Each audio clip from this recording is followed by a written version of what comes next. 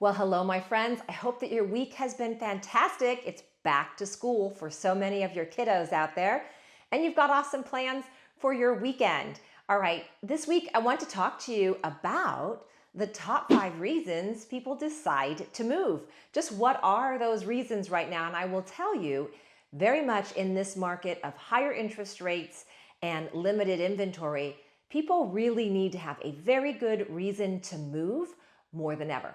When interest rates were super low, people could move on a whim much more than they would do so now. They're very intentional with their decision. So why would they move? Well, one, more space. This is pretty obvious. Families change in size. They grow bigger and they need more space. Number two, lowering their overall cost of living. Now, this might be to downsize out of the house and lower your payment, but it could also be if you are renting and you're tired of your payment increasing every year. The best way to fix that is purchasing the home and getting a fixed mortgage, which means your payment never changes regardless of inflation. Number three, concern for safety or crime, wanting to have a better way of life for you and your family. Number four, this is a biggie, to get closer to family. I find particularly when grandbabies come into the picture, we either have families moving closer to be near their grandparents or the grandparents moving closer to be where the grandkids are. We see this all the time.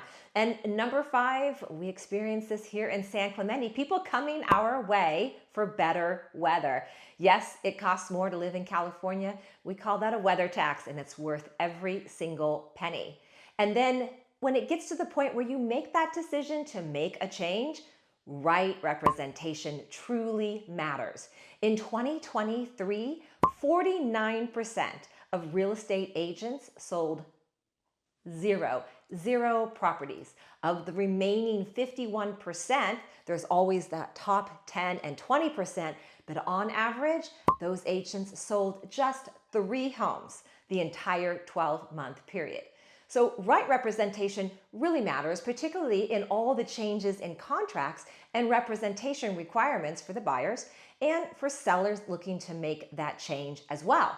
Look, if you have a terrible diagnosis on a medical condition, are you going to go see your general practitioner to get the best care, or are you going to seek out the specialist who has the most experience and the most knowledge and has the most skill for handling your issue?